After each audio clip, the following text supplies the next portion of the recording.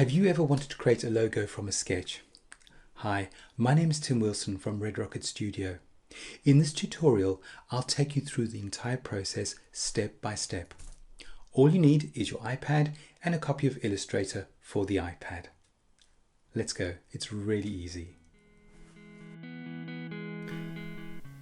So let's do a logo from a drawing. What I did was I drew this little rough sketch over here called Hair and Beard. This is kind of a logo for something like a barber, and what I wanted to do was just a simple picture with glasses and the hair and the beard being the main items from this design. So let's start on that. The next thing that I've done is I've gone to Create New to create a new document, and I'm creating something. Once again, it doesn't matter what size we're using, but I'm going to go with one of my saved options, which is just over here. Incidentally, if you don't know how to save, when you go to any of these print or screen and you make some changes in here, just click save this size and it will save it as one of these little presets in here. So what I'm going to do is I'm going to choose one of those presets there, and I'm going to bring in the picture. So let's click on Create File. I'm going to go along over here to my photos, because what I did was I photographed it with my iPad. So I'll go to Photos, and there is my picture in there. Now let's just scale in a little bit so that you can see the whole thing. So as I said before, I wanted a little bit of text here for the barbers. You can see I played with some different ideas in there. I've got roughly the hair shape and the beard shape. Now this of course could be one of your own drawings, or it could be something that a client gives you and says, oh, we want something like this. Now that I've got that in, I'm going to resize it slightly. So I'll zoom out, grab a corner and just size it up a little bit. I will make the final version smaller, but for now it's easier to work on if it's bigger. Up to my layers over there, and we are, well, of course we want to reduce the opacity slightly, but then I'm going to go to my layers. I'm going to lock those two layers. Let me do a new layer over here. We'll click on the little plus, and this layer I'm going to double click and I'm going to call it the illustration. Over there, and this layer here is going to be my background, so we'll unlock that and this will be BG, or you can call it trace layer or anything you like. Let's call this one trace actually. Doesn't really matter as long as you know what that layer is. I'm going to lock it again. So we've got a few things to do on here. The first thing is to actually draw in the basic shapes, and the basic shapes here are the beard shape, the hair shape and the glasses. There's a little mouth in there as well. I'm not actually bothering with the side of the face, that's just not very important.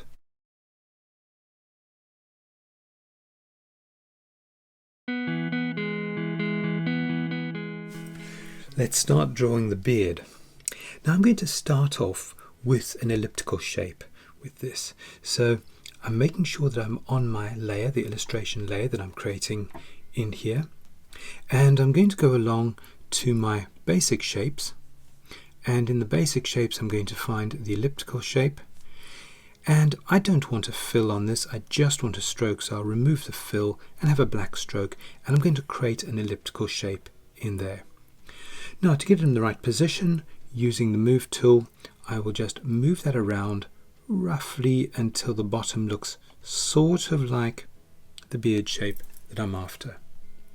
Okay, so it still goes across the top of the face and it should come out in here. So let's have a look at what we can do with that. Firstly, I'm just going to lock that shape down, really so that I don't move it by mistake. And then I'm going to use some tools to cut away this area in here. And probably the easiest tool to work with to cut away like that is going to be a triangle. Now once again, if I go over to my tools here, there's a triangular tool. When you click and drag, you'll find that you usually get a triangle, and if you change this little slider here, this will allow you to get more sides to your triangle, so you can just change it to any polygon shape you like by dragging up and down. But we want a triangle. We also want to flick it the other way around, so it's upside down. You can of course go to your properties and you could rotate it 180 degrees in there, or if you go down here to the little tab called the Align tab, there's an option to flip things. So I'm going to flip it and I'm going to move it down to get the sort of shape that I'm after. So I want something which will kind of look like that over there. Now I don't just want that one there, I want 3 of them. So I'm going to make a copy, move this across to roughly there, make another copy and move this one across to here. Now one of the things you'll notice that when you're drawing like this is that to get the lines all lined up, as you move them along, you'll get a little pink flash in there. So I can see that things are lined up absolutely correctly. But the other way that we can do this is to use the Align tools. So let me do that with the Align tools. First of all, I've got my shape down here, and I'm going to go up to the layers and I'm just going to unlock it for now. So let's take that shape, we'll go along to the Align and I'm going to click on the Align button over there. Now you can see what that's done is it's aligned it to the middle of my artboard. So that really is where I want to be working. So I will just unlock my tracing and move that also into the right position. So if I can get to my tracing here, let me just make sure the whole thing is unlocked, and I'll move that over to the right position of there. So now I'm actually building from the center of the document out. Let's go back to these other shapes here. We'll just lock that one. So I've locked the tracing again. Let me go back to these ones in here. So I'll select this one, and once again I'm going to center that in the middle. And I can move that down, and as I'm moving it down you can see how it's showing me the pink line to show me that it's still in the middle. These ones here, the outer ones, obviously I can't center them because they'll all go into the same position. But what I can do is I can group them together so they're in a group like that. We'll just click on group in there. And now once again, if I center the group, let's try that again. So I'm going to use 2 fingers to undo it, make sure that I group it. That's better. Go back to the Align options and just choose center, and you can see how it's centered in the middle of the page. So everything is now lined up perfectly. Okay, so how do we cut all of these out? Well, I'm going to select all of them, including my circular shape at the bottom. I'm going to go over here to the combine shape options. Now if you do want to check these out, what you need to do is to make sure that you use a different color in there, because it's very difficult to see otherwise what you're doing if you don't have a light color in there. Even that dark pink is not really working very well. Let's go with a bright yellow, and you can see that's what I'm going to be getting from those. None of them are absolutely ideal, so I will go along and I'll use divide all instead. Now what divide all does is it divides all these shapes. Let's change the color back again to black. It divides all the shapes into individual shapes, which means that these are all separate. Now if I ungroup them, you'll see how, whoops, let's deselect it first, how I can then select the various parts and take them apart. Now they're still in a group, we have to ungroup them. There we go. So they're ungrouped like that, and this is now a separate part, that's a separate part there. So I can just select all these bits that I don't want and delete them. Let's get rid of that little bit there, delete that, and delete that one there. Okay, so what about the bottom of the beard here? Well, I've got the bottom of the beard, I've got it turning left in here because the flick on his hair goes over to the right, so I get that sort of almost S or reverse S shape sweep in my document, and that's why I use those little shapes.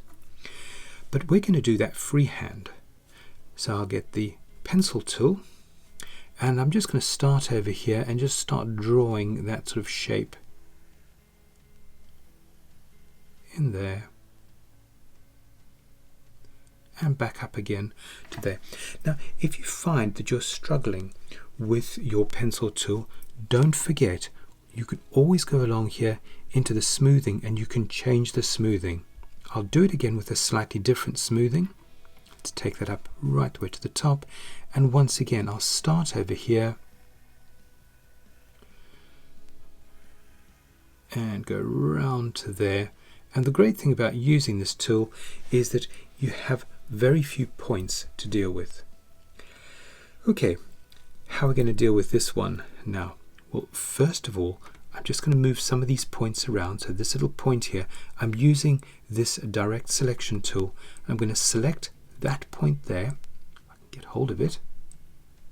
And we'll just move that down a little bit into the right position. You can tweak yours as you like. Be careful, if you hold or you click and hold, you can delete the point like I've just done there. So let's just undo that. I'm pretty much happy with where it is. We can select both those shapes and then go along once again to the same tool in here and just combine all those shapes and convert them to a path. Do watch when you're putting these together, because sometimes you can get little funny things like that, and you have to then go in with this tool and maybe just delete some of those points in there. Right, I'll flick that over so it's filled. That's our first shape done. So don't forget to do this, use an ellipse first, use some triangles as cutaway tools for the beard. Don't forget you want to align everything up to the middle of the page, so line it all up. And if you've got multiple items that you want to align, so let's say we had those items there, if I select them all and use align in here, they will all align on top of each other. But if I group them together first, just make sure they are all grouped together, then when we start to align things, it's aligning all three of them as a group to the middle of the page. Let's delete that. Right, have a go, get up to that stage, come back, and then we'll do the hair, which is actually going to be easier than the beard.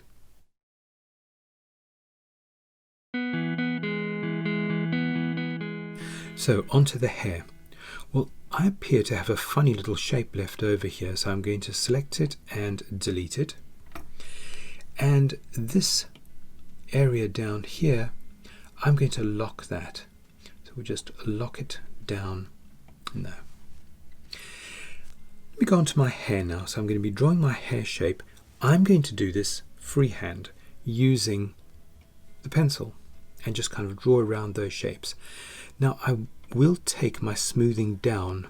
I'm going to go down to about 6. So it puts some smoothing on, but it doesn't smooth it out so much that you struggle to draw the shape. I'm going to start over here and just kind of draw down the side and then go around. Now you see, as I'm drawing, it's actually putting a fill in because I've got a fill in there. And this means it's kind of difficult to see what you're actually doing. So let me undo that again. So I'm going to change this around so I've got a stroke and no fill. So let me go down here, so kind of down the side of his head.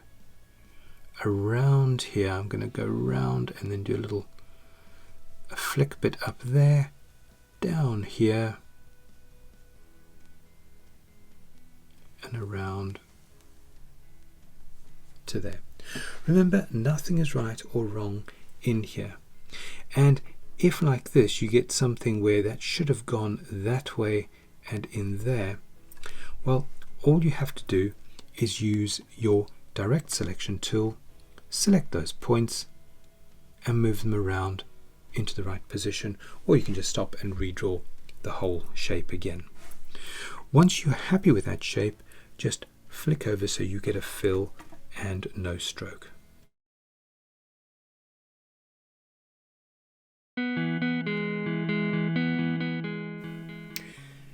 Now we're coming on to a really nice, easy one, and that's the glasses.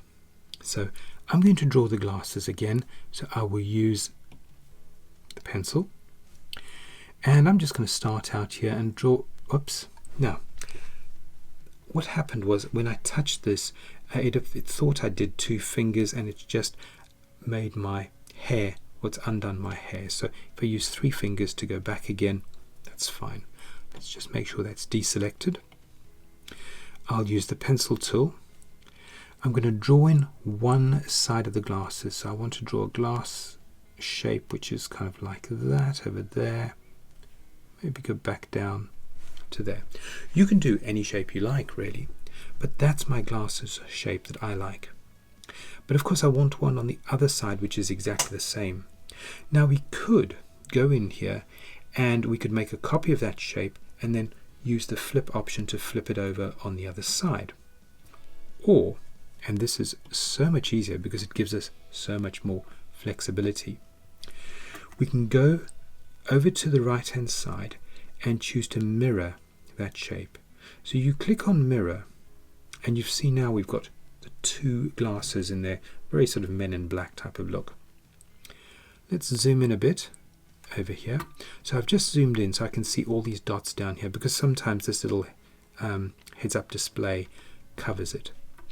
With this middle dot I can move the copy wherever I want. So if I move it right to the middle of my document here, I know that that's lined up perfectly in the center. So that's looking not bad at all.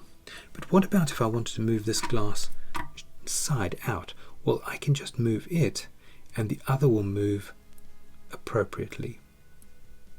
Let's leave that like that. I might even move it down a little bit,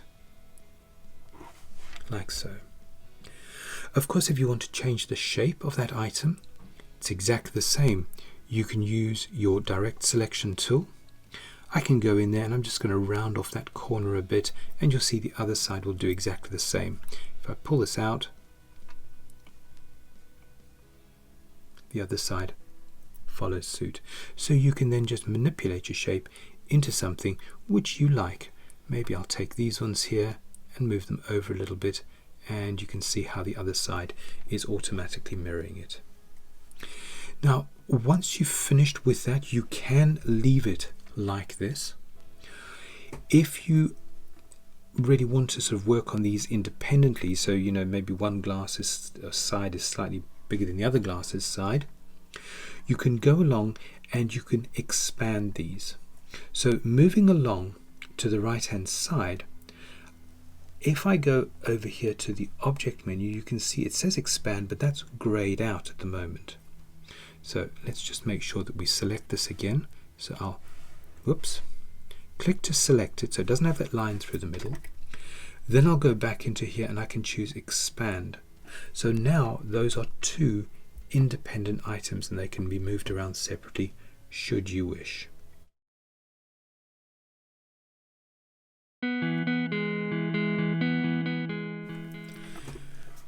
Let's get that mouth in.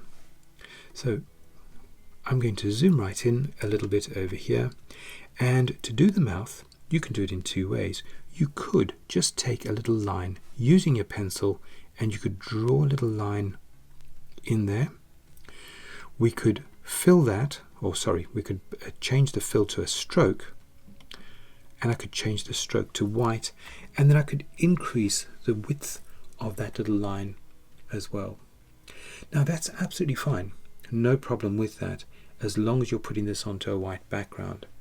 But let's say you were going to put it onto a photograph or something like that and you wanted all the white bits to be transparent, that's going to be a problem. So let's see what we can do other ways. Well, I'm going to zoom in a bit here, and I'm actually going to use the pen tool. And with the pen tool, I'm just going to draw in the little mouth shape by clicking point, point, point, and I want mine to be kind of triangular like that, and I'll make that into a shape. Then I can select both the beard and the mouth. Now look at that, my beard is locked, so I'm going to have to make sure that I unlock it first before I go any further. So I can select both those shapes. I can go into the combine shape options, and in here I can say minus the front object, and what that's done is to just cut that little shape out where his mouth is going to be. So try that one out. Nice and simple. Make a shape and cut. If you want a solid sort of shape rather than a triangle, just use one of the squares and make your little rectangular shape.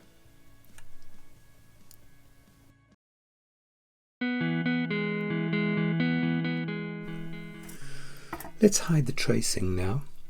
So I'll just go into my tracing and switch it off, and there is my simple shape.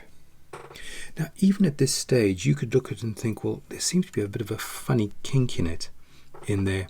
Use your direct selection tool. You can just go in and tweak any of those little bits. If you want to get rid of a point, remember, you can just click and hold to remove it. If you want to add more points, you can go in and you can use your pen tool, and you can click on the line, and then you can move those points around as well. So I can just pull this in if I want something, I don't know, that went in, almost looks like a path that he's got in his hair. Let's move that around, coming out like so. You do whatever works for your design. Now I'm happy with that. Remember, we can still move things around. This is not set in stone. If you think the beard needs to move, you can get your move tool and you can move it up or down. Likewise with the hair, we can move that around as we need. Let's bring some text over here. So I want two bits of text. I want to say established 2001 across the top there for the logo, and then down here I'd like to have the hair and beard text. This is going to be really simple on this. So what I'm going to do is I'm going to go along here and I'm going to use the type tool. I'm going to click over there, put in my text, and let's get a keyboard up. So this will be hair. I'll use an ampersand symbol. Hair and beard in there. I'm going to select it all and then go over to the right hand side to my properties, and this is where I can then change the typeface and the size of the type. Now thinking in terms of the style over here, this particular brand that I'm looking at here is going to be aimed at the very sort of hipster style, who would probably want something along this line here, this sort of typeface, which is it's not super modern, but it's got a lovely modern flair to it. So we've got the little curly bits in there, and those are known as serifs. So we're going to be using a serif typeface. I'm going to change the size in here, so I'll go down, click on the size, and then use this wheel to kind of spin it up into the right size that I want. Now let's move that around, click in there, and I'm looking for something about that size. We can move that in. Of course, you can always do this individually, so I could select, for example, the ampersand symbol in there and do the same thing, go in there and just adjust the size of that a little bit more. So I'm looking to kind of get the top of the B and the ampersand along the similar line. Now what about these gaps over here? There seems to be a big gap in there. Well, once again, into my type options on the right hand side, I'm going to go in and I'm going to change the kerning. So I can just adjust the kerning to move that a little bit closer in there, and this one, click in there and change the kerning on that.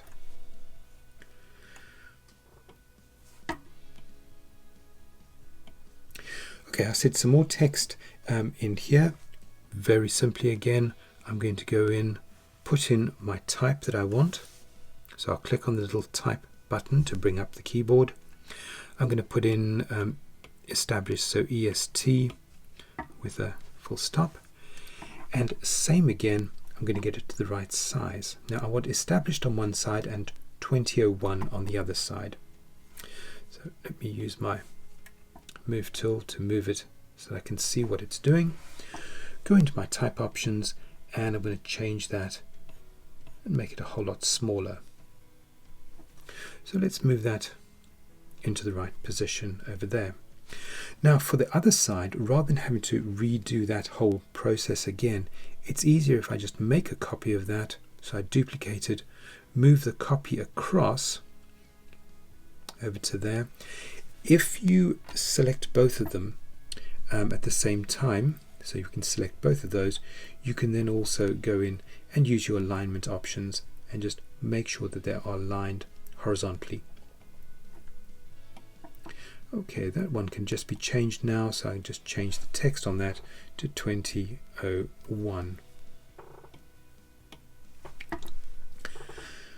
Okay, that's all done. If you'd like to get your text in over there, place it wherever you want. You can move them close together, further apart, and then we'll do some variations on this logo.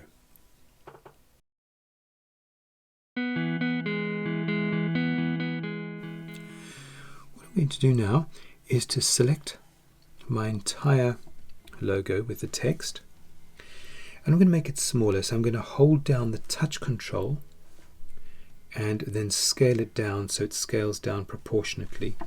And let's move that up to there. I want a copy of this, so I'm going to duplicate it, clicking the duplicate button, and then move my duplicate down over here. So on this one, let's try a lined version. If I zoom in, I'll click on the beard and I'll change that over to a stroke. I'll do the same with the hair as a stroke, and then we could do the glasses as a stroke as well. Let's just make sure that we select black over there and get rid of the fill on there. Now there seems to be a weird line around the outside of the glasses, so I'm going to go and have a look what that is. If I go up to the layers panel, and down here you'll see that my glasses come in as a group. If I click on those, it says that it is a clipping group in there. So if I open that up, you'll see that if I hide one of those, it gets rid of the line around the outside. Now that probably came about when I expanded it. So I'm going to delete that over there, and I'll do the other side of the glasses, go to the clipping group and delete that. So I've left my glasses like so. You just don't see it on that one there. Let's select the glasses now and get rid of that fill, so we've just got a stroke in there. And of course it looks a little bit thin, so I'm going to go up to my properties, down to my stroke, and just increase the stroke width or stroke weight until it suits the rest of my design. That's looking okay, although I do think that the beard now is a little bit too close to the glasses. We'll just take that down a fraction like that.